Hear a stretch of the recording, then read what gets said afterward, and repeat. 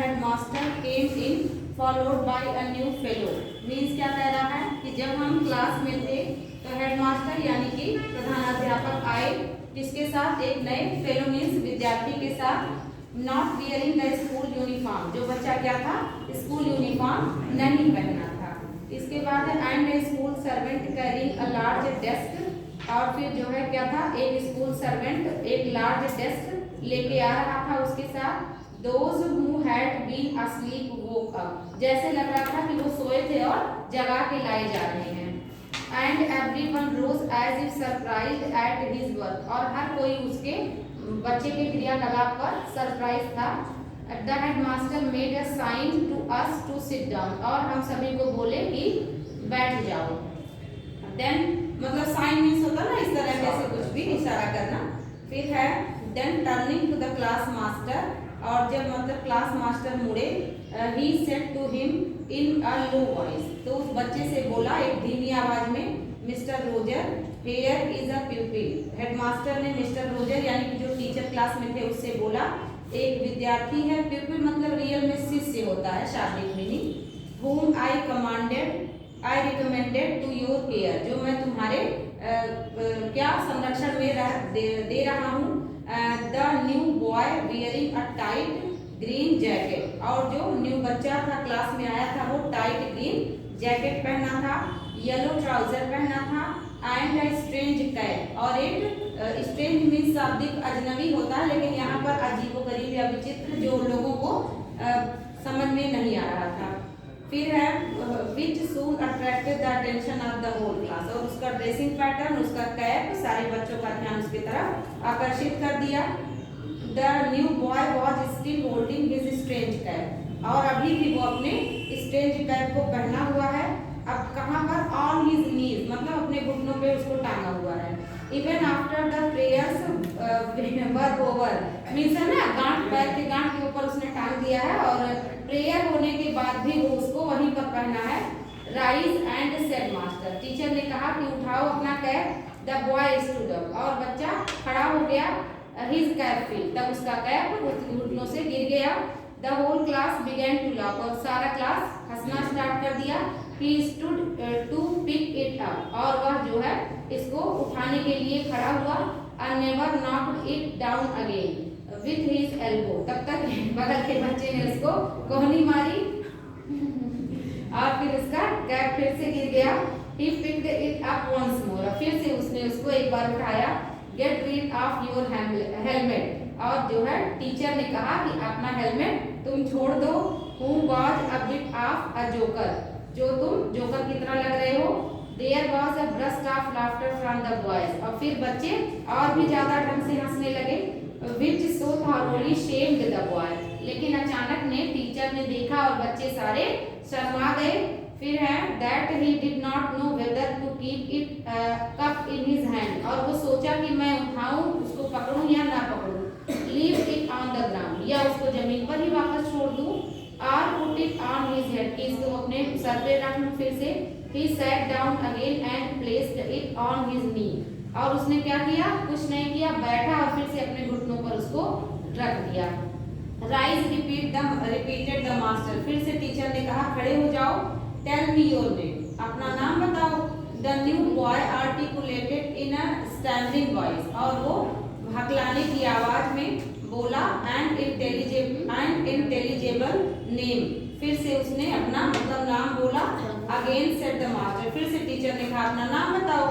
फिर है the master same sputtering of syllables was heard, जो भी मतलब बच्चा बोला टीचर सुनने में सुन नहीं पाए। Drowned by the tittering of the class, और पूरा क्लास जो है नहीं समझ पाया। फिर टीचर ने बोला लाउडर, तेज से बोलो। क्राइड द मास्टर, और टीचर ने डांटा। फिर है लाउडर, और तेज से बोलो। द न्यू फेलो खूब बड़ा सा मुंह आया और क्या नाम बोला अपना? As if calling some word, क्या बोला? चारबो वरी, अपना नाम क्या बोला? खूब बड़ा सा मुंह आया और चिल्लाया चारबो वरी। फिर है a hubbub broke out, मतलब पूरा क्लास एकदम सरप्राइज हो गया। They shouted, barked, stamped and repeated, अब सब बच्चे क्या शुरू कर दिए, 4 ओवरी 4 ओवरी। ये पूरा आपका पैसेज था। फिर है पहला क्वेश्चन है who disturb the peace of the class. पहला कह रहा है न्यू बॉय, दूसरा है mischievous boys of the class और है सी मास्टर और हेड मास्टर। तो कौन सा आप करेक्ट करेंगे? हाँ बिल्कुल सही, ठीक है।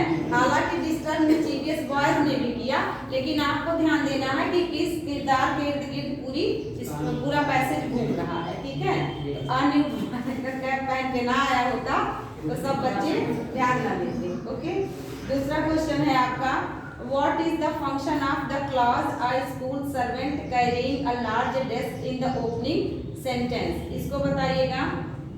कह रहा है कि what is the function of the clause a school servant carrying a large desk. यहाँ पर क्या मतलब है कि एक स्कूल सर्वेंट एक लार्ज डेस्क ला रहा था। इसका मतलब है, ऑप्शन देखिएगा, just to provide an extra information, एक नई जानकारी देना, या to describe at the atmosphere, वातावरण के बारे में बताना, टू क्रिएट सीरियसनेस या to create a humour.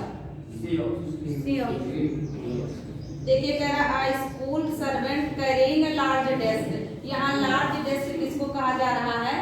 Principal के साथ जो सर्वेंट आ रहे थे क्लास में बच्चे के साथ, और टीचर आते हैं बच्चे से, जो क्लासरूम में टीचर है उनसे कहते हैं कि ये नया बच्चा है, इसको आप जो है संभालिए। तो यहाँ पे school servant carrying large desk मतलब जो सर्वेंट है लंबा डेस्क ला रहा था। इसका मीन्स बच्चे के जो ड्रेसिंग पैटर्न था, उसका जो भी सामान था उसके साथ, तो यहाँ ये हास्य क्रिएट किया जा रहा है ना, क्रिएटिंग अ ह्यूमर। क्योंकि आप देख पा रहे हैं ना पूरा पैसेज घूम रहा है, मतलब हंसी पर ही तो पैटर्न है। वो बच्चा आया और उसके क्रियाकलाप और उसका ड्रेसिंग पैटर्न, उसका कैप पूरे क्लास को हंसाया, ठीक ना। तो यहाँ पे पहला कह रहा है just to provide an extra information, तो कुछ भी एक्स्ट्रा इंफॉर्मेशन नहीं था। डिस्क्राइब एटमॉस्फेयर, वातावरण को भी कोई भी नहीं किया। क्रिएट सीरियसनेस, तो कौन सीरियस था इसमें? पूरा सब कुछ है ना। बच्चे जैसे ही आया और सब बच्चे तुरंत उसके पहले तो उसके एक्टिविटीज पर फिर वो हकलाने लगा, सब पकाने लगा। तो कौन सा सही होगा? टू क्रिएट होगा, ठीक है।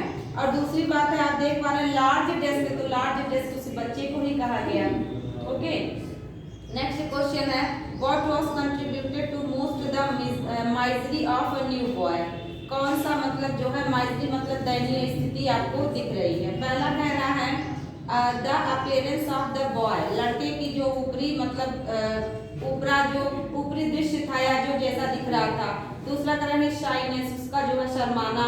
His sadistic attitude of the master, उसका जो है सैडिस्ट एक वर्ड है जिसका मीन्स होता है, जैसे आप लोग भी देखते हैं अपने आसपास कुछ ऐसे लोग होते हैं जो दूसरे को तकलीफ में देख के बहुत खुश होते हैं, चाहे हैं बहुत लोग होते हैं अपने आसपास मिल जाते हैं। जैसे इसके लिए ही वन वर्ड सब्स्टिट्यूशन सैडिस्ट बना है। मीन्स इसका रियल मीनिंग तो दुखवादी है, लेकिन दुखवादी का मतलब दूसरे को तकलीफ देके खुश होने वाला। जैसे एक्सीडेंट हो गया तो वीडियो बनाने लगते हैं लोग, है ना। ये नहीं कि जाए उसकी हेल्प करें, या किसी को मतलब क्रिटिकल सिचुएशन में देख करके बस 4 लोग मिल करके किनारे खड़े होकर के उस माहौल का जायजा लेंगे, हेल्प करने नहीं आएंगे।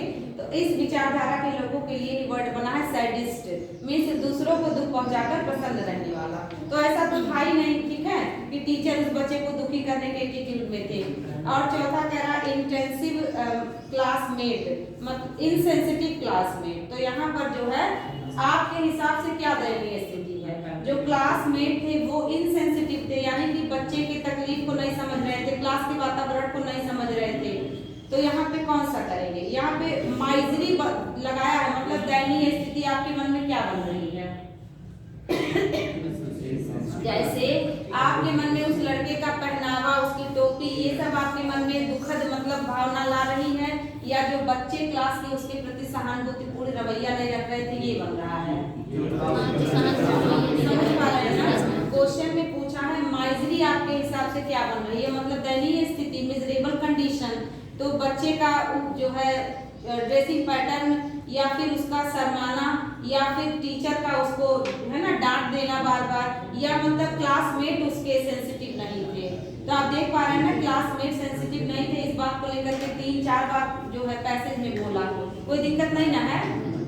इसके बाद का क्वेश्चन देखिएगा, which are the following is true about the description of the new boy. इसमें बताइएगा जो नया क्लास का बच्चा है उसके बारे में क्या बोलेंगे आप। पहला ऑप्शन है the boy has been sketched sympathetically, मतलब होता है सहानुभूतिपूर्ण जो रवैया है उसके बारे में।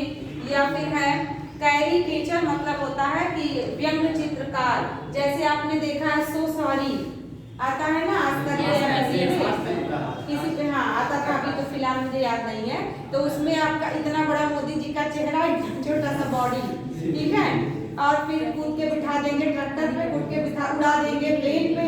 तो इस तरीके का जो मतलब जो काम करते हैं उसको कैरिकेचर कहा जाता है, मतलब व्यंग चित्रकार, या मतलब जो है हास्य क्रिएट करने के लिए कोई सीरियसली, जैसे मायावती जी को हाथी पे बिठा देते थे, है ना, उधर से दौड़ के साइकिल से मुलायम जी पकड़ते थे, कुछ ऐसा दिखाते थे। ऐसे वर्ड के लिए कैरिकेचर बना है, ठीक है, तो आप लोग जान लीजिएगा। और तीसरा कह रहा है it is the serious description, या फिर जो है बहुत गंभीर वर्णन है।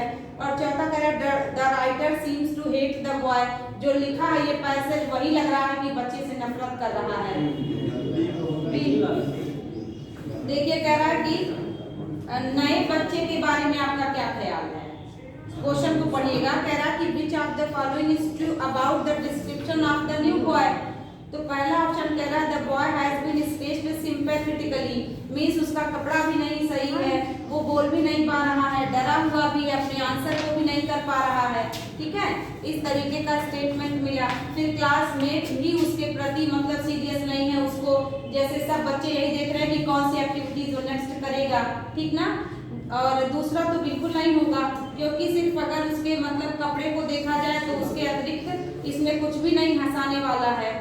तो आप देखिए कह रहा कि नए बच्चे के बारे में तो कुल मिलाजुला के सहानुभूति ही तो आ रही है, मीन्स वो बच्चा प्रिंसिपल के द्वारा लाया गया, ठीक है। उसके बाद जो सर्वेंट था वो भी उसको लार्ज डेस्क के नाम से बुलाया। फिर आप देख पा रहे हैं वो आंसर भी नहीं अपने टीचर को कर पाया, ठीक है। उसके बाद टीचर भी डांट रहे हैं उसको तेज से, और जब वो बोला तो फिर तो समझ पा रहे हैं एकदम करेक्ट है। तो आपको बहुत बढ़िया से जो है चारों में से ढूंढ के करना है। यहाँ पर पैसेज में क्वेश्चन में ही न्यू बॉय के बारे में ही मेंशन करना है, ठीक है। इसके बाद वाला देखिएगा, the last part of the episode proves to be end. फिर है आ जाइए बेटा, टी क्लाइमेट टू द। अब बताइएगा यहाँ पर आपको लास्ट एपिसोड में मतलब अंतिम में जो हुआ, अंत के जो पैरा में यहाँ पर कह रहा कि एक टी क्लाइमेट मतलब तीन, टी मतलब टी और ट्राई, जैसे आपको बताए थे ना, बाई मतलब दो, डाई मतलब दो, उसी प्रकार से टी ट्राई इसका मतलब होता है तीन, ठीक है। तो यहाँ पे कह रहा है कि क्या है, मतलब क्लास के बारे में भी आपको पता चला, टीचर के भी बारे में पता चला, बॉय के बारे में भी पता चला, और ऑल ऑफ द एबव एक ऑप्शन दिया है। तो कहीं ना कहीं क्वेश्चन में तो दे दिया आपको, उस बच्चे के बारे में भी पता चला, क्लास का माहौल कैसा है भी पता चला, टीचर का भी रवैया पता चला, ठीक है। इसके बाद वाला देखिए, sputtering syllables because he was. Sputtering syllable मतलब है कि लड़खड़ाहट, बड़ी आवाज उसके मुंह से निकली। तो क्यों निकली, गुस्से की वजह से निकली, या वह बच्चा दुखी था, या शाई था, शर्मीला मिजाज का था, या काम मतलब शांत था। सी ऑप्शन, हाँ ठीक है ना, वो बच्चा शर्मीला मिजाज का था, शांत तो बिल्कुल नहीं था, ठीक है। अब आप देख पा रहे हैं ना कि आपको कैसे ऑप्शन मिलते जुलते मिल जाते हैं। क्वेश्चन नंबर 176 देखिएगा, in the command of the master get rid of your helmet. जब टीचर ने आदेश दिया कि अपने हेलमेट को छोड़ दो तुम, तो इसका क्या मतलब है। पहला कह रहा है there is a cruel joke, ये एक निर्दयी भरा जो है निर्दयी जोक था, या फिर there is nothing cruel about it, इस जो है इस चीज के बारे में कुछ भी मतलब क्रूअल नहीं था, या the master want to help the boy, teacher मदद करना चाहता था बच्चे की, या the master wants to discipline the class, ठीक है। तो यहाँ पर डी ऑप्शन करेक्ट हो रहा है। इसके बाद देखिए जो है हब बब बब जो भी है लास्ट सेंटेंस में इसका क्या मतलब है। पहला कह रहा है कंप्लीट साइलेंस, मतलब सब चुप रह गए, और डलनेस मतलब भद्दापन छा आ गया, या शोर एंड एक्साइटमेंट हो गया, या एटमॉस्फेयर एकदम वातावरण। तो आप देख पा रहे हैं ना कि सब बच्चे शोर मचाने लगे, एक्साइटेड हो गए ना, जैसे आप हो जाते हो फिर शांत करना पड़ता है। तो देखिए कंप्लीट साइलेंस का कोई चर्चा ही नहीं है, और जैसे ही बच्चा चिल्लाए सब बच्चे चार बरी चिल्लाने लगे ना, चार बेवरी। तो यहाँ पर वर्ड ही नॉइज वर्ड आपको बता दिया कि कौन सा करेक्ट होगा। इसके बाद है which are the following would be the most suitable title for the passage. Passage के अनुसार टाइटल क्या होगा? मिस्चीवियस मास्टर, या मिस्चीवियस क्लास, या funny boy in the class, या a new boy in the class. देखिए मिस्चीवियस मास्टर तो थे नहीं, मास्टर तो डिसिप्लिन चाहते थे, और मिस्चीवियस मतलब नटखट या बदमाश होता है, ठीक है। मिस्चीवियस क्लास, पूरा क्लास भी शांति से बैठा था, बच्चा आया और फिर सब बच्चे उसका क्या कह सकते हैं, मजा लेने लगे, ठीक है। फिर funny boy in the class, तो बच्चा फनी नहीं था, उसको पता ही नहीं था मैं क्या गलती कर रहा हूँ, तो अ new boy in the class. कोई दिक्कत नहीं ना है? नहीं, तो लड़के नहीं ना सीन क्रिएट कर रहे थे। जैसे अगर हम मिस्चीवियस क्लास करेंगे तो वो लड़के जान के सीन नहीं क्रिएट किए, वो लड़का आया, उसके बाद फिर जो है उसके गलतियों पे एक बच्चे ने उसको कोहनी मार दी, लेकिन टाइटल अगर वो नया बच्चा ना आया होता तो क्लास में सीन ना क्रिएट होता, ठीक है, इस वजह से। तो इस तरह से आपका कंप्लीट हो गया पैसेज। ओके, तो अब जो है क्वेश्चन देख लीजिए जल्दी से वॉइस के, और आज आपको वॉइस के सारे रूल्स बता दिए जाएंगे। पहला क्वेश्चन ही देख लिए, मैंने इंट्रोगेटिव भी ढूंढ के दिया है क्योंकि कल मैं इंट्रोगेटिव का सारा आपको पढ़ा दी थी। तो देखिए हु ब्रोक द ग्लास, यहाँ पे बताइएगा कौन सा आप जो है सही करेंगे। तो आपको याद है ना वर्ब का सेकेंड फॉर्म है, तो आप जल्दी से क्या कर लेंगे, वॉज वर्ब को ढूंढ लेंगे। तो सेकेंड ऑप्शन में वॉज वर्ब मिला, अब आपको कहीं जाना ही नहीं है, 2 सेकेंड में आपका क्वेश्चन हो गया, ठीक है। बस आप उसी पैटर्न को याद रखिए कि वर्ब का सेकेंड फॉर्म हो तो वॉज वर्ब चेंज होगा, सारे ऑप्शन में से उसी को ढूंढ लीजिए। समझ पा रहे हैं ना कितना आसान क्वेश्चन आता है। अब आपको यही नहीं पता है कि इसमें चेंज करते हैं तो गलती हो जाएगी, ठीक है। तो यहाँ पर पहले वाले क्वेश्चन का बी ऑप्शन है, ठीक ना, कोई दिक्कत नहीं ना है। इसके बाद देखिए डू यू नो हर, इसमें हमने बताया था कि टू नहीं लगता है, बाई लगता है, बाई नहीं लगता है, टू लगता है, ठीक है। तो बाई किसी ऑप्शन में वैसे दिया भी नहीं है, और डू यू नो है, इसका मतलब विजय मार्क, तो जिस ऑप्शन में हो तो यहाँ पर फिर बी में मिल गया, ठीक है। ये सब आए हुए क्वेश्चंस हैं, ठीक है।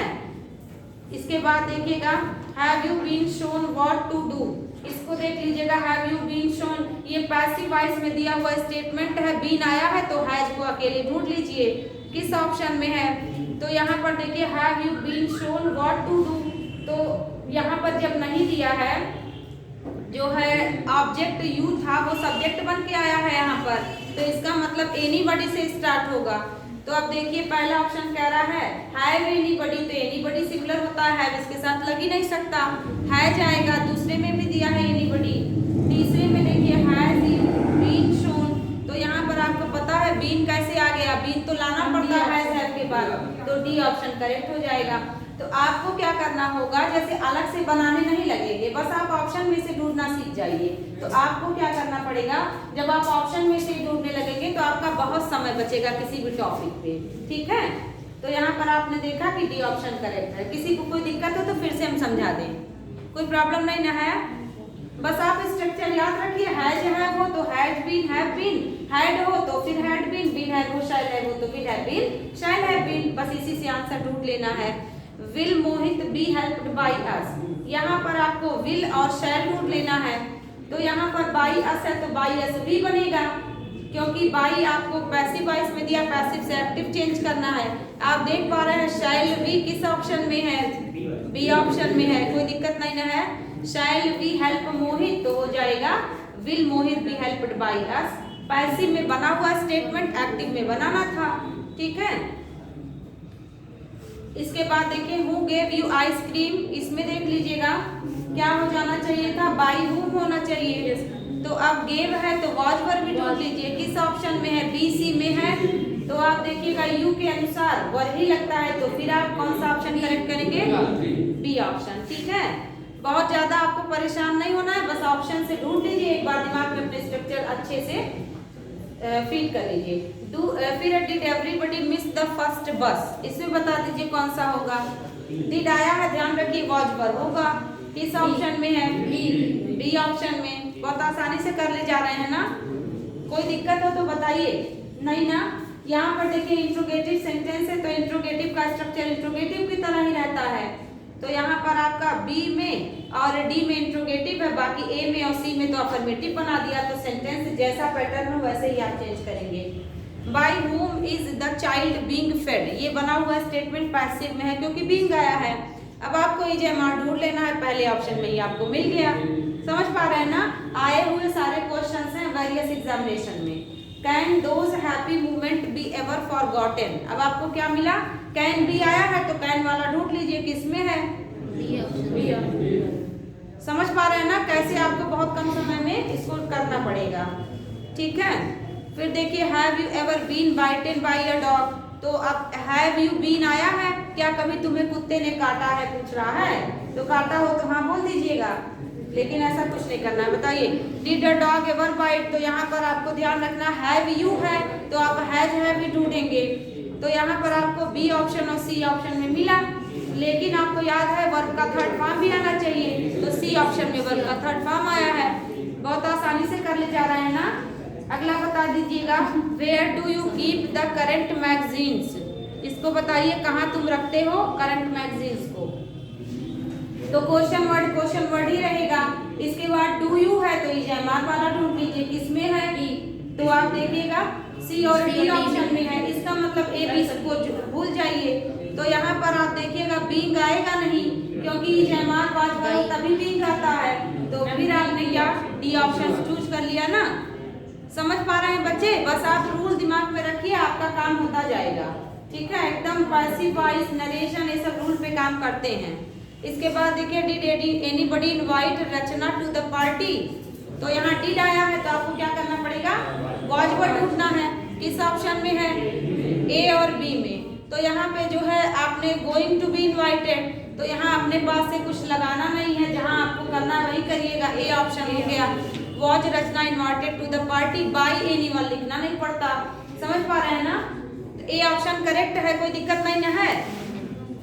आगे बढ़ जाएगा can we solve this problem, इसको देख लीजिएगा कैन बी सॉल्व, तो आपको क्या याद रखना है, कैन बी आ जाना चाहिए। Can this problem B solved by us, तो किसी में है बी ऑप्शन में है, can this problem B solved by us. समझ पा रहे हैं ना। तो इस तरीके के क्वेश्चन आपको एग्जाम में मिल जाएंगे, ठीक है। अब जैसे आप बोलते हैं कि कुछ भी नहीं है काम करने को, इस तरीके से बोलते हैं ना, तो यहाँ पर आप जो है बस टू को याद रखिएगा। जैसे आप बोलते हैं ना there is nothing to do, काम करने को कुछ भी नहीं है, लिखने को कुछ भी नहीं है, पढ़ने को कुछ भी नहीं है, तो आपको यहाँ पर यही ध्यान रखना है कि टू बी प्लस वर्ब का थर्ड फॉर्म, ठीक है। बस यही दिमाग में रखिएगा, आपका काम हो जाएगा। जैसे आप बोलेंगे there is nothing to be done, ठीक है। इस तरीके के सेंटेंस भी आपको मिलेंगे और आपको मान लेना पड़ेगा। टू प्लस वर्ब का first form, to be plus verb का थर्ड फॉर्म। इसमें नहीं कि ऐसे आप ऑब्जेक्ट सब्जेक्ट ढूंढना स्टार्ट करें, टू कहीं भी मिलता है तो आप वर्ब का थर्ड फॉर्म लगा दीजिए, ठीक है। ऐसे क्वेश्चन एग्जाम में आते हैं, ओके। अब जो है थोड़ा बहुत जो नए सेंटेंसेस हैं वो भी आप देख लीजिएगा।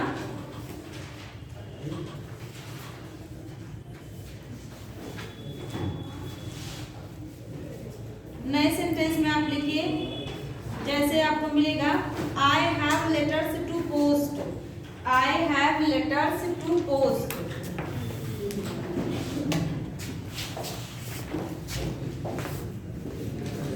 टू पोस्ट, तो अब आपके मन में आ रहा होगा कि इसको हम चेंज करें लेटर्स हैव बीन, तो यहाँ पर आपको बस टू को ध्यान रखते हुए काम करना है, टू बी पोस्टेड, ठीक है। बस यही याद रखिए, टू मिल जाए तो कोशिश करिए कि टू के साथ वाला ये ऑप्शन टू प्लस वर्ब का बी प्लस वर्ब का थर्ड फॉर्म, तो ऐसे स्टेटमेंट आपको ये मॉडल पैसिव के नाम से सब जाने जाते हैं। मतलब इसमें ऐसा रूल नहीं लगता कि आप टेंस के अनुसार चलो, टू मिले तो टू बी प्लस वर्ब का थर्ड फॉर्म। ठीक है, जैसे आपको एक मिला there is nothing to do तो टू बी प्लस वर्ब का थर्ड फॉर्म।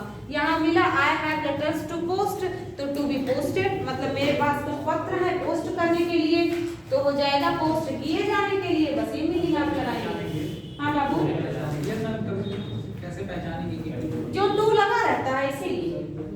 जैसे टू कब आएगा, टू का प्रयोग उद्देश्य के लिए आता है, और जब टू प्लस वर्ब का फर्स्ट फॉर्म होता है तो उद्देश्य, लेटर्स का उद्देश्य है पोस्ट होना। ठीक है, जब आप डायरेक्ट और इनडायरेक्ट ऑब्जेक्ट ढूंढेंगे तो उसमें आपको प्रोनाउन मिलेगा। ठीक है, टू मी करके, तो आप उसको टेंस के अनुसार से बनाएंगे। लेकिन जब वर्ब मिले तब आपको सिर्फ टू भी कर देना है। और यहाँ पर हिंट मिल रहा है ना बाबू कि टू प्लस वर्ब का फर्स्ट फॉर्म, तो आपको क्या कर देना है, टू बी प्लस वर्ब का थर्ड फॉर्म।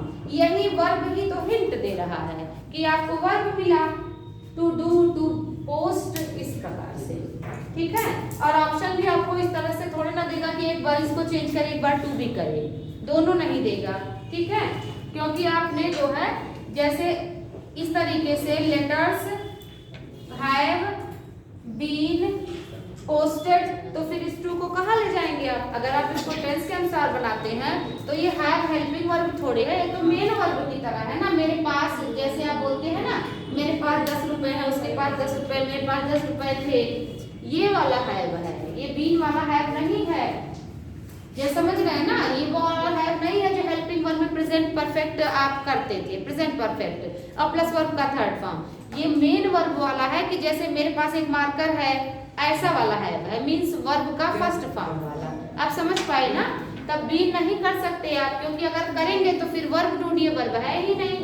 और इस टू को आप हटा नहीं सकते, क्योंकि हमने आपको बताया है कि जो पहले से कोई प्रीपोजिशन आया हो, कोई एक्स्ट्रा वर्ड आए हो, उसको आप नहीं हटा सकते।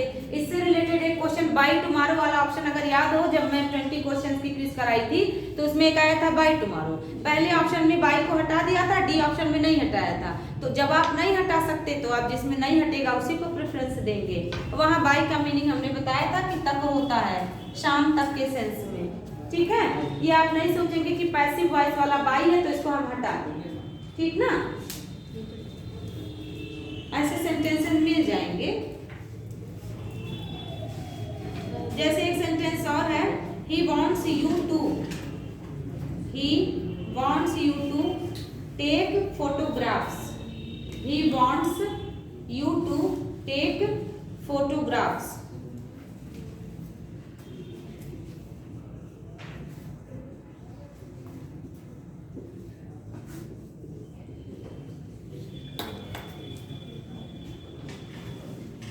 ठीक है, तो यहाँ पर आपको वो जो है ढूंढ रहा है या आपको खोज रहा है, चाह रहा है, किस लिए? फोटो लेने के लिए।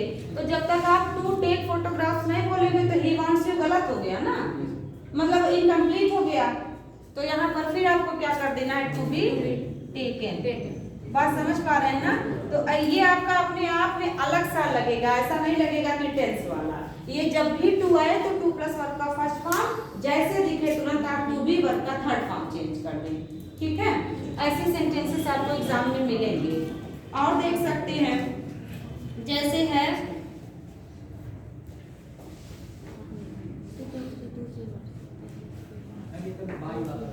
क्या बेटा, बाय टुमारो वाला। अच्छा, जैसे आप करते हैं I will do this work by tomorrow. ठीक है, अब आपके दिमाग में लगेगा कि ये बाय मतलब पैसिव वॉइस, तो बाय ये पैसिव वॉइस नहीं है, ये टिल वाला मीनिंग ले रहा है, तक वाला, शाम तक, टिल टुमारो बाय टुमारो। अब वो टिल दे देगा तो आप तो पकड़ लेंगे ना, लेकिन बाय देगा तो आप कंफ्यूज हो जाएंगे। तो आप इसको क्या करेंगे, this work will be done, इसके बाद बाय मी बाय टुमारो। दो बार बाय है, गलत नहीं है, लगेगा आपको गलत ना, लेकिन ये सब ऐसे चीजें होती हैं जो आपको मतलब एक बार सोचने के लिए मजबूर कर देती हैं। अब आपको लगेगा इस बाई का डबल है, एक हटा हटाओ या फिर मतलब जो है इसको ना लगाए, तो इसका मीन्स है द्वारा, इसका मीन्स है तक, ठीक है, शाम तक यानी कि टुमारो। ठीक है, इस तरीके के स्टेटमेंट आपको मिलेंगे एग्जाम में। और जब आप कंफ्यूज नहीं होंगे तो नंबर आपके कैसे कटेंगे, और नंबर कटेंगे तो बाकी आप जानते हैं, ठीक है, मुझे और बताना नहीं है। ठीक, तो बस आपको यही याद रखना है कि इस तरीके के सेंटेंस मिले तो आप ध्यान रखिएगा टू प्लस वर्ब का फर्स्ट फॉर्म जैसे मिले तैसे आप टू भी चेंज कर दें, ठीक ना।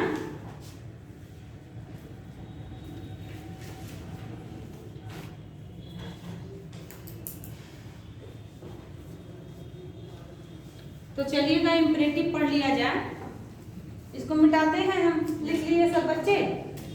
इम्परेटिव में आप जानते हैं 3 वर्ड आता है, कौन कौन सा, ऑर्डर आता है, एडवाइस आता है और रिक्वेस्ट आता है।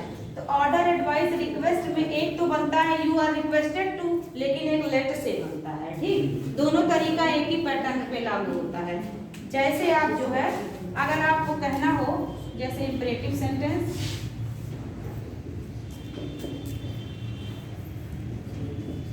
इसमें आपको क्या मिलेगा, ऑर्डर मिल जाएगा, एडवाइस मिल जाएगा, रिक्वेस्ट मिल जाएगा। ठीक ना, जब आपको रिक्वेस्ट मिलेगा तो एक और वर्ड मिलेगा, प्लीज वर्ड मिलेगा, ठीक है। और जब ऑर्डर मिलेगा तो आप जानते हो तीनों सेंस में वर्ब का फर्स्ट फॉर्म और ऑब्जेक्ट आएगा, इसमें कुछ नहीं आएगा। और ठीक, जैसे अगर आपको करना हो ये काम तुरंत करो तो आप बोलोगे ना डू इट एट वंस, ये काम तुरंत करो, तो आपको पता चल गया ना कि यहाँ पर ऑर्डर हो रहा है। लेकिन अगर कोई चीज कहना हो please do it at once, तो यहाँ पर आपको पता चल गया कि ये क्या बात कर रहा है, रिक्वेस्ट की बात कर रहा है। अगर हम करें अटेंड द क्लास, इसमें आपका कहीं ना कहीं राय दिख रहा है ना, मार के जबरदस्ती हम बिठा दें, आपका मन ना लगे, ठीक है, तो हम क्या कर सकते हैं, नहीं कुछ कर सकते। ऐसे में आपको इस तरीके के सेंटेंस में एडवाइस माना जाता है, ठीक है।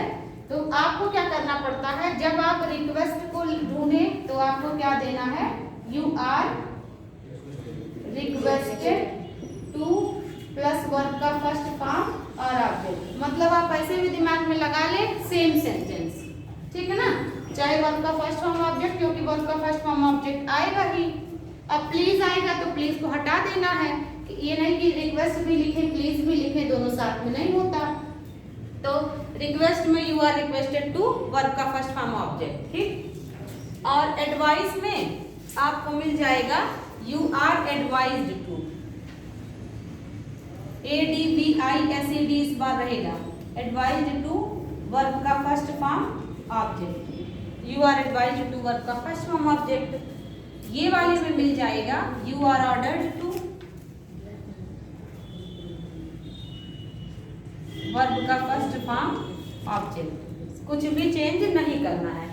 ये सिंपल वाला हो गया कि बस आपको मिला नहीं कि आपको पता चल गया, ऑर्डर की जिक्र किया तो you are ordered to, request है तो प्लीज हटाते हुए यू आर रिक्वेस्टेड टू, और अगर आपका एडवाइस का सेंस है तो अटेंड द क्लास, इस तरीके से हो जाएगा एडवाइस के सेंस में। लेकिन ध्यान ये रखना है कि ऐसे आए तब तो आसान हो जाएगा, लेकिन यही सेंटेंस सेम लेट से भी आप बना सकते हैं, ठीक है। लेट से कैसे बनाएंगे, लेट के साथ आप जानते हैं हमेशा ऑब्जेक्टिव केस आता है और ऑब्जेक्ट आता है, तो लेट के साथ आप ऑब्जेक्ट करेंगे, इसके बाद बी करेंगे, वर्ब का थर्ड फॉर्म करेंगे, let object be plus verb का थर्ड फॉर्म।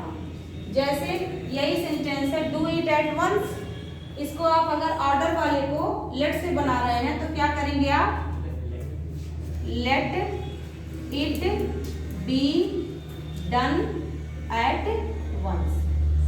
और चूंकि आपके दिमाग में शुड भी दौड़ता रहता है, ठीक, तो शुड भी आपको इग्नोर करना है, मतलब ये नहीं है कि जहां भी बी नजर आए और शुड भी आए तो आप करेक्ट कर दो, ऐसे में शुड नहीं लगता, और ऑप्शन में शुड भी देगा, ठीक है। ऑप्शन में आपको आपके दिमाग में लगेगा कि शुड भी मतलब काम किया जाना चाहिए, तुरंत होना चाहिए तुरंत, लेकिन होना को ध्यान रखिएगा, ना कि चाहिए को। ऑप्शन में आपको एक शुड बी वाला ऑप्शन भी मिलेगा, लेकिन ध्यान ये रखना है कि लेट के साथ जब भी आपका ऑब्जेक्ट आएगा तो शुड का कोई काम नहीं है, ठीक ना, ये ध्यान रखिएगा, अदरवाइज ऑप्शन में आपको मिलेगा।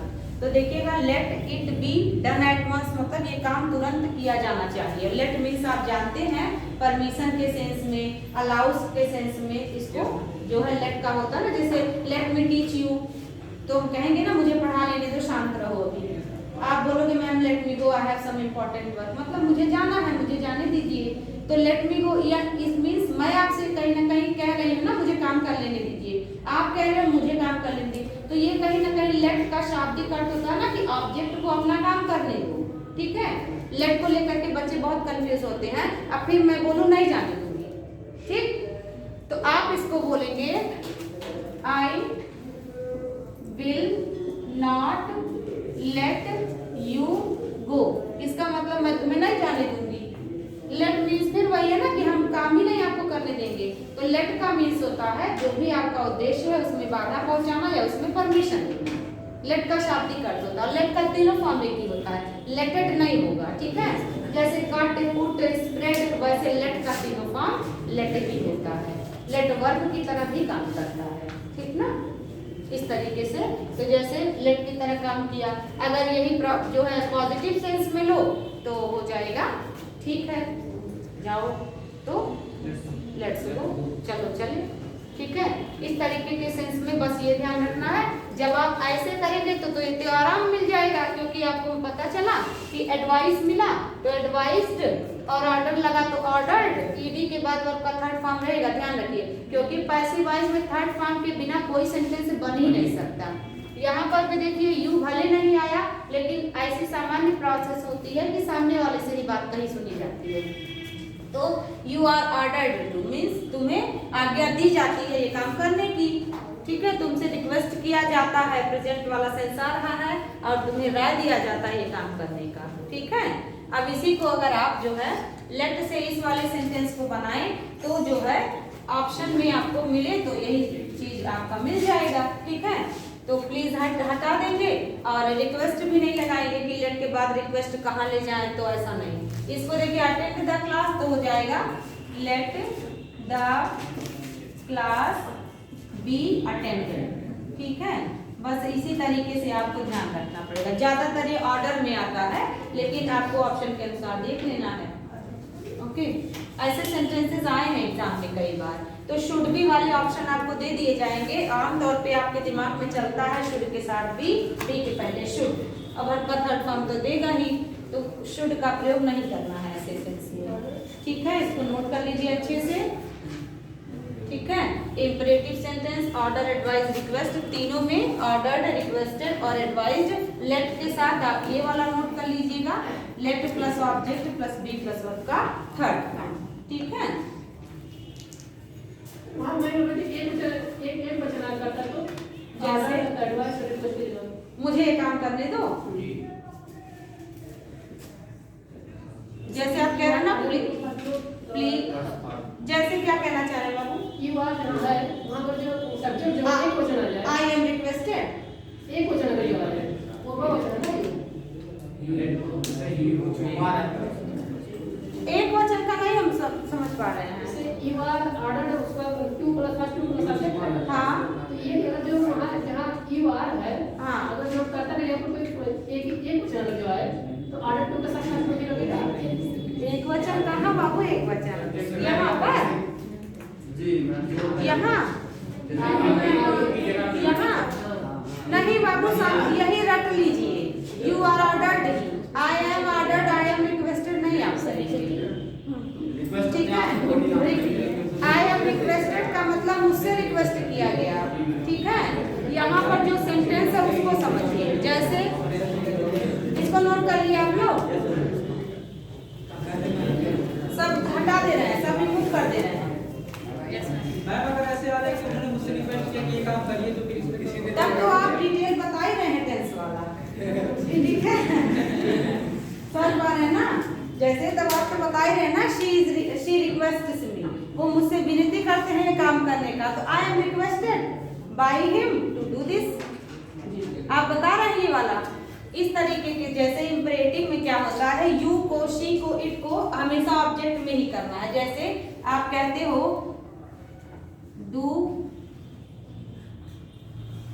दिस वर्क, ये आपका एक प्रकार से मतलब ये काम कर दो, तुरंत कर दो। लेकिन अगर आप कह रहे हो मुझे ये काम करने दो, तो आप ऐसे करते हो ना, प्लीज। अगर चलिए आप कह रहे हैं give me a glass of water, एक give me a glass of water, आप एक गिलास पानी मांग रहे हैं, एक आपका मी आया और दूसरा हुआ अ ग्लास ऑफ वाटर, इसमें दो ऑब्जेक्ट आ गया। ठीक, तो दोनों के तरीके से बन सकता है। और एक थर्ड पर्सन वाला, अब देखिए ये कहीं ना कहीं थर्ड पर्सन हो गया, ये कहीं ना कहीं फर्स्ट पर्सन हो गया। और फिर देख लीजिएगा,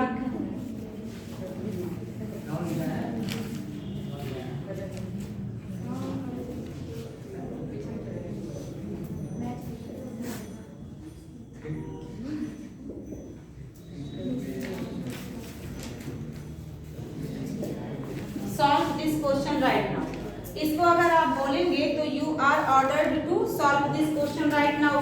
एक ऐसे आपने बोल दिया please give me a glass of water, तो यू आर रिक्वेस्टेड टू, उसके बाद हो जाएगा। तो यहाँ आई एम रिक्वेस्टेड नहीं कर सकते कि मी है तो आई करें। हमेशा आप बोलोगे please give me a glass of water, तो आपको हमेशा चेंज करना है you are requested to give me a glass of water, क्योंकि आप सामने वाले से ही तो मांग रहे हैं। इस सेंस में सामने वाले से यू आर रिक्वेस्टेड टू, उसके बाद वर्ब का फर्स्ट फॉर्म, ऑब्जेक्ट एक, दूसरा object please give me a glass of water. तो ये नहीं सोचेंगे आप कि मी को आगे लाए आई एम रिक्वेस्टेड, क्योंकि आप मांग रहे हो एक गिलास पानी। एक गिलास पानी कोई और आपसे नहीं मांग रहा है, आप सामने वाले से मांग रहे हैं ना। तो सामने वाले के सेंस में you are requested to give me a glass of water. इसको लेट से जब बनाएंगे तो आप ऐसे करेंगे लेट। अगर आप मी को आगे लाएंगे तो लेट मी, इसके बाद हो जाएगा be given a glass of water. एक ये बना। अगर आप अ ग्लास ऑफ वाटर आगे लाएंगे तो ये इसका आप बनाएंगे, यहाँ हम लिख दे रहे हैं let a glass of water be given to me, या गिवन मी। अगर अकेले आएगा तो मान लीजिए, वैसे तो टू लगा के लाएंगे, इनडायरेक्ट ऑब्जेक्ट है। ठीक है, तो जब डायरेक्ट और इनडायरेक्ट की बात करें तो दोनों सेंस में लेट के बाद जो ऑब्जेक्ट आप आगे लाएंगे उसी के अनुसार आपको बी सेट कर देना है। ठीक है, ऐसे सेंटेंस आपको मिलेंगे, एक ऑब्जेक्ट वाले, दोनों ऑब्जेक्ट वाले भी। लेकिन इसमें आपको कुछ चेंज नहीं करना है कि she is requested, I am requested, ऐसा नहीं। ठीक है, इसके साथ जैसे वो जो गिव है उसका सेकंड या थर्ड फॉर्म नहीं आ सकता कहाँ पर please give me.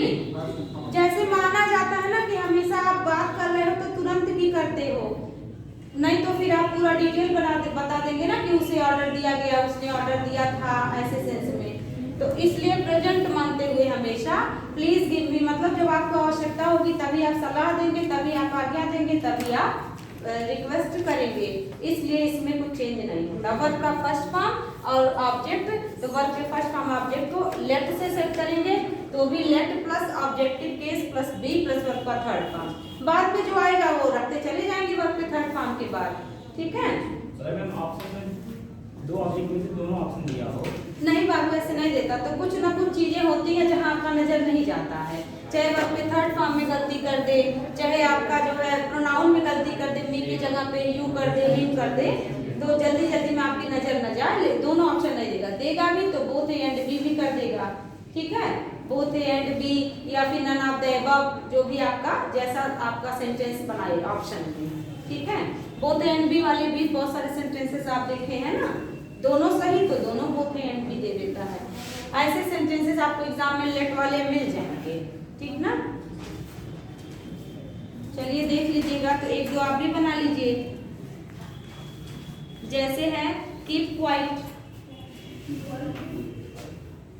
Keep quite, QUITE, keep quite. तो इसको आप कैसे बनाएंगे, you are ordered to keep quite, शांत रहो।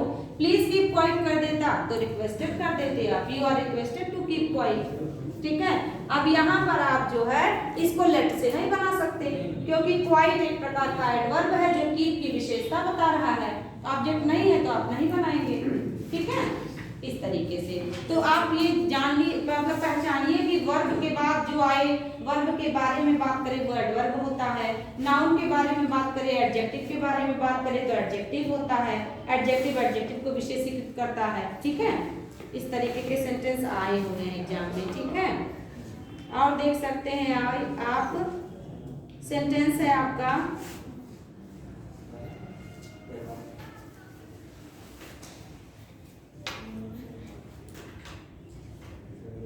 I heard her shouting at the child. I heard her shouting at the child. shouting, shouting at the child. बताइए इसको कैसे बनाएंगे पैसिव में।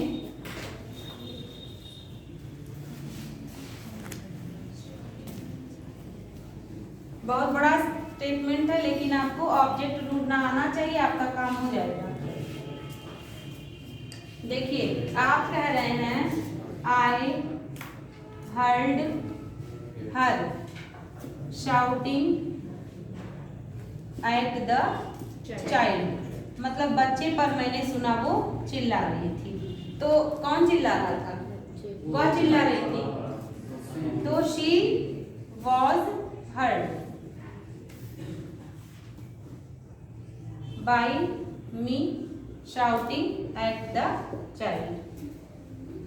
सब्जेक्ट वर्ब ऑब्जेक्ट, हर्ड जो होता है ना हियर का थर्ड फॉर्म है, इसमें ई नहीं लगाते, ये गलत स्पेलिंग है, ये सही होता है HEARD, ठीक है, ध्यान रखिएगा। हियर्ड नहीं होता कि ईडी लगा दें, क्योंकि सामान्य तौर पे आपको याद है ना कि ईडी ही लगता है, लेकिन इस स्पेलिंग में नहीं लगता। ये प्रेजेंट पार्टिसिपल की तरह है बाबू, कि जब मैंने देखा, जैसे एक सेंटेंस शायद एक या दो मैंने आपको बताया था, आई सा हिम कंडक्टिंग, ऐसे करके एक सेंटेंस था। जैसे आई सा हिम, मैंने उसे देखा क्या चोरी करते हुए, स्टीलिंग माई पर्स, ठीक। तो यहाँ पर जब मैंने देखा तो चोरी कर रहा था, प्रेजेंट पार्टिसिपल वाली स्टाइल, एक साथ दो काम, ठीक। तो यानी कि आपको हिम को ही ध्यान देते हुए ही वाज सीन बाय मी, मेरे द्वारा देखा गया, ठीक है। इस तरीके से कुछ भी नहीं करना, ठीक ना। सब्जेक्ट वर्ब ऑब्जेक्ट को ध्यान रखिए, ये सब तो अदर वर्ड की तरह है, today tomorrow in the morning की तरह, ठीक ना। इसको कैसे पहचानेंगे? बाबू सब्जेक्ट वर्ब ऑब्जेक्ट ढूंढ लेते हैं ना पास्ट इंडेफिनिट में, वही वाला तो है। अगर आप इसको ऐसा है, मैंने उसे देखा, बात खत्म, कह दो सड़क क्रॉस करते हुए, क्रॉसिंग द रोड। नहीं बाबू, कॉन्टिन्यूअस नहीं मांग सकते। जब दो क्लास होता है तो आपको याद है कि जिसकी मीनिंग कंप्लीट हो उसी के अनुसार पूरा सेंटेंस बनता है, ठीक है। तो इसी की तो मीनिंग कंप्लीट हो रही है। अगर आप जो है स्टीलिंग माई पर्स करें तो आप आगे पीछे ढूंढेंगे ना कि कंप्लीट करने के लिए कुछ चाहिए ग्रुप ऑफ वर्ड्स, तो इस तरीके से आपको ध्यान रखना है, ठीक ना। बहुत सारे एग्जाम में ऐसे पूछ लेता है। एक और है, जैसे we saw him lifting a gun, we saw him lifting a gun, तो भाई भागे होंगे आप।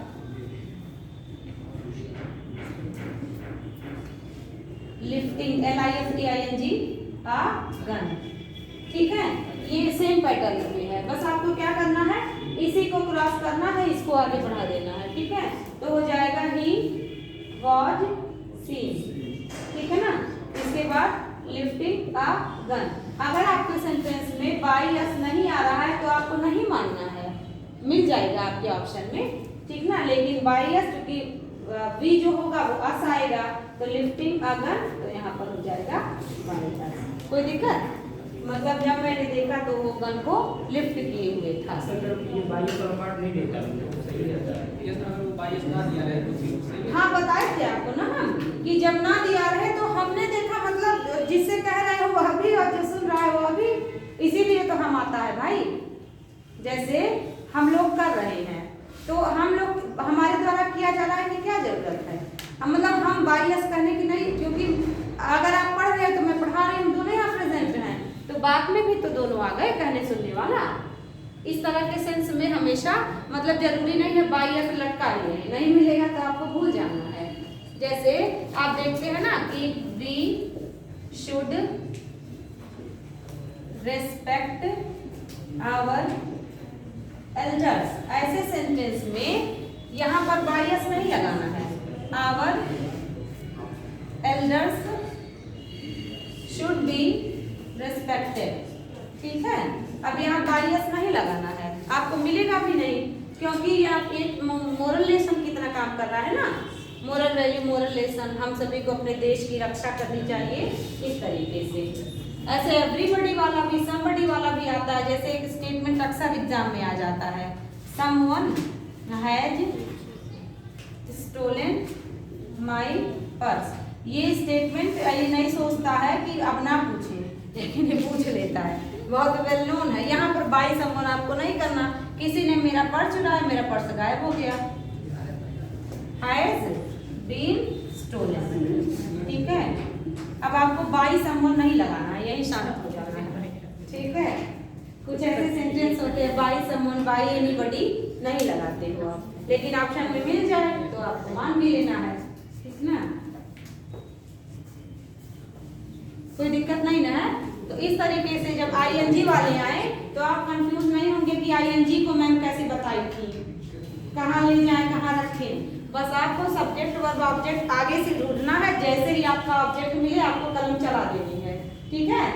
तो बस यही ध्यान रखिए, आपका काम हो जाएगा। जैसे आपने आए सब्जेक्ट वर्ब ऑब्जेक्ट, इसके बाद को ऐसे उतार देना था, सब्जेक्ट वर्ब ऑब्जेक्ट वैसे उतार देना है, सब्जेक्ट वर्ब ऑब्जेक्ट, ठीक ना।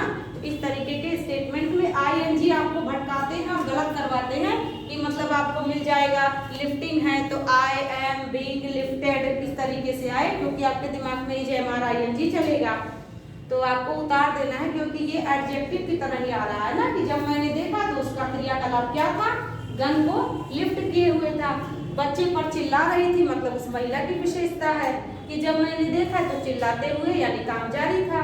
तो ये तो एडजेक्टिव की तरह आ रहा है, अपने को सब्जेक्ट वर्ब ऑब्जेक्ट यानी नाउन प्रोनाउन ही ढूंढना है, ठीक है। ये नहीं आपको सोचना है कि वर्ब में आईएनजी लगा है, आपको ध्यान है कि पार्टिसिपल भी तो अपना आईएनजी एडजेक्टिव की तरह लगता है ना, तो याद रखिएगा, ऐसे क्वेश्चन एग्जाम में पूछता है, ओके। हाँ, पार्टिसिपल 3 होते हैं, present participle, past participle, perfect participle. Present participle में एक साथ 2 काम होता है, पास्ट में काम हो जाने के बाद विशेषता, मतलब यहाँ पर देखिएगा, मतलब जब ये स्टोलन माय पर्स, यहाँ पर ये क्या है, स्टोलन अगर आप एक प्रकार से देखें तो एडजेक्टिव है, क्योंकि पर्स की विशेषता हो गई है। मैंने पाया मेरा खोया पर्स, मेरा खोया बच्चा, ऐसे सेंस में आप जो है देख, I found my lost child. Intermediate में एक लेसन भी था शॉर्ट स्टोरी में, lost child, I want to my father, I want to my mother का पेट स्टेटमेंट था, ठीक है। तो यहाँ पर देखिए चाइल्ड की विशेषता है, ये पास्ट पार्टिसिपल है, ओके। अगर आप बोलोगे क्लास खत्म करने के बाद हम गए घर, तो क्या हुआ, खत्म किए, बंद किए, कॉपी मोबाइल भी देखे, टाइम क्या हो रहा है, तब निकले होंगे, फिर ऑटो लिए होंगे, तो having completed the class we went to home, we went home, to नहीं लगता, जब होम आए तो टू नहीं लगता, ठीक है, आई टू नहीं लगता। और अभी क्या क्या बाकी है, अभी बाबू ट्रांसफॉर्मेशन बाकी है, पूरा का पूरा नरेशन बाकी है, और जो है छोटे मोटे बहुत से टॉपिक हैं जो आप जो है पढ़िए आराम से, क्या दिक्कत है, ठीक है। कोई नहीं तब तक पढ़ते रहिए, ठीक है। तो इस तरीके से आपने देखा कि एक्टिव पैसिव वॉइस में जो है होते हैं, ओके। 1-2 सेंटेंस और बनाइए, देखिए कैसे बना पाते हैं। सेंटेंस है, डॉग्स ऑलवेज चेस, CHAS रहेगा, dogs always chase, chasing dogs, पूरा स्टेटमेंट है, dogs always chase, CHAS, chasing dogs, CHASING, और डॉग्स, इसको कैसे बनाएंगे?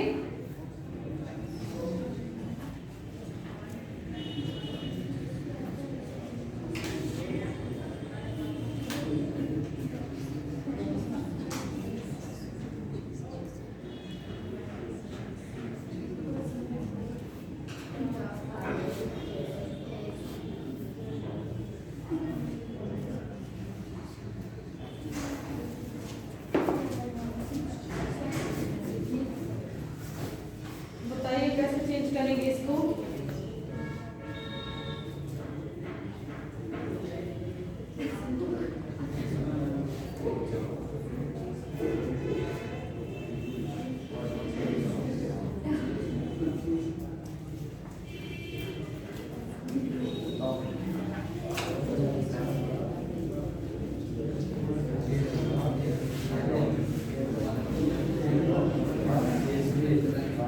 समझ बूझ ले रहे हैं संसद भवन की तरह। बताइए क्या बनाए हैं? बहुत आसान है इसलिए कह रहे हैं हम। देखिए डॉग्स क्या था? Always chess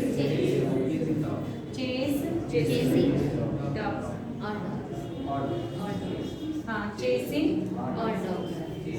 dogs. ठीक है, ये स्टेटमेंट है। तो चेसिंग डॉग्स ये चीज है।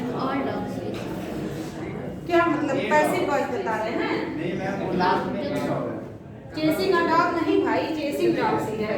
एक कुत्ते को कैसे आप डॉग्स बनाएंगे? ये हमेशा एक के लिए तो लगाते हैं, एक के साथ कैसे आप बना सकते हैं? देखिए ये चेसिंग डॉग्स बराबर बिल्ली। ठीक है,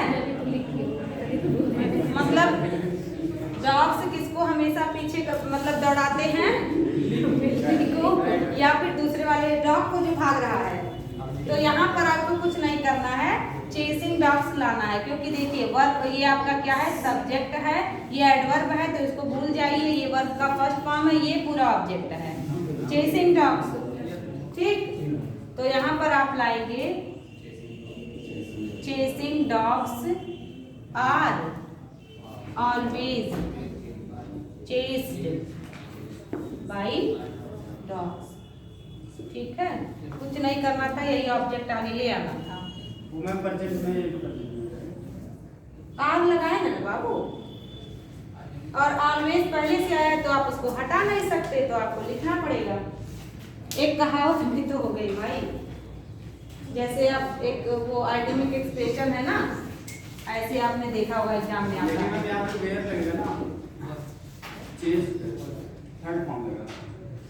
नहीं बाबू, प्रेजेंट है ना, इज एम आर में ले जाएंगे ना। आप तो अपना भी गलत करेंगे और साथ मुझे कोई पूछेगा उसका भी गलत करवा देंगे। ठीक है, और आप बोलेंगे भी कि मैं ही सही हूँ, मैं पढ़ाई थी, पढ़ के आए हैं।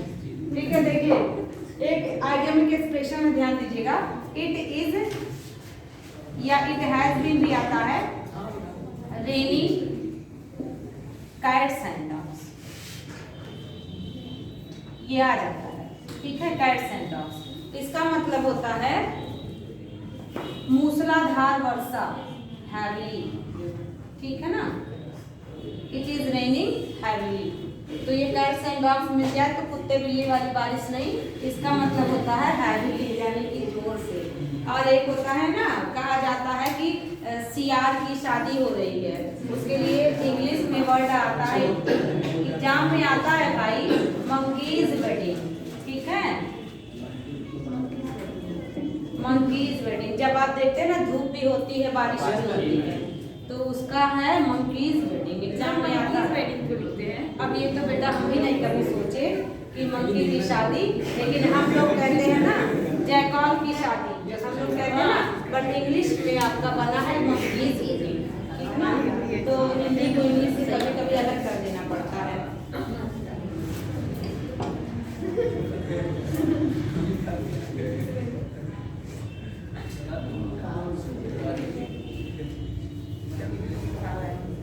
लिखिएगा, स्टेटमेंट है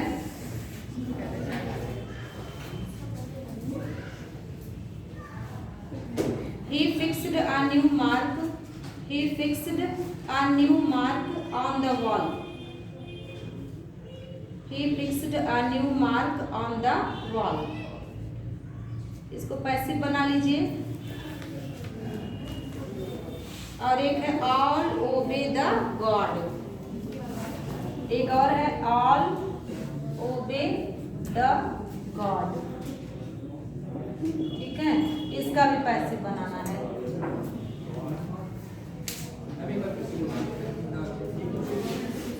जो भी इसके पहले बोले थे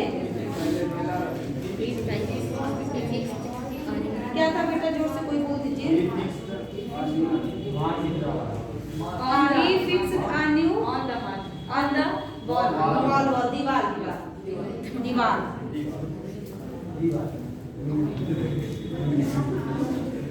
He fixed a new mark, ये था ना, on the wall। इन नहीं होता भाई, चीनी हथौड़ी से चेंज करेंगे क्या उसमें? प्रीपोजिशन में गलती होगी अगर तो आपके मार्क्स कट जाते हैं। ठीक है, जैसे आप वैसे तो दिमाग लगाते हैं ना कि आप जानते हैं कि कुर्सी पर बैठा जाता है, लेकिन जब ऐसी वाली कुर्सी होती है तो आम चेयर के लिए इन लगता है। ऐसे आप दिमाग में रखते हो बिस्तर पर हम बैठ के सोते हैं, मतलब चढ़ते हैं, लेकिन बिस्तर में आ जाता है। जब आप प्रीपोजिशन लगाएंगे तो इन होता है, मतलब आप जानते हैं ना चप्पल उतारेंगे, चढ़ेंगे, फिर अपने आप को उसमें कर लेते हैं, उसके बाद तो आप उसके लिए इन लगाएंगे, ना कि ऑन लगाएंगे। लेकिन पढ़ेंगे तो मेज पर लगता है, आप लिखेंगे। ठीक है, तो कुर्सी पर होता है, लेकिन जब आप आम चेयर की बात करते हैं तो वहीं इन लग जाता है। अब आप यहाँ बैठे भी हैं तो अंदर जाकर के तो बैठे हैं, तो ऐसे नहीं लगेगा। इसको बता दीजिए। He fixed a new mark on the wall. बहुत आसान है भाई, बताइए। A new mark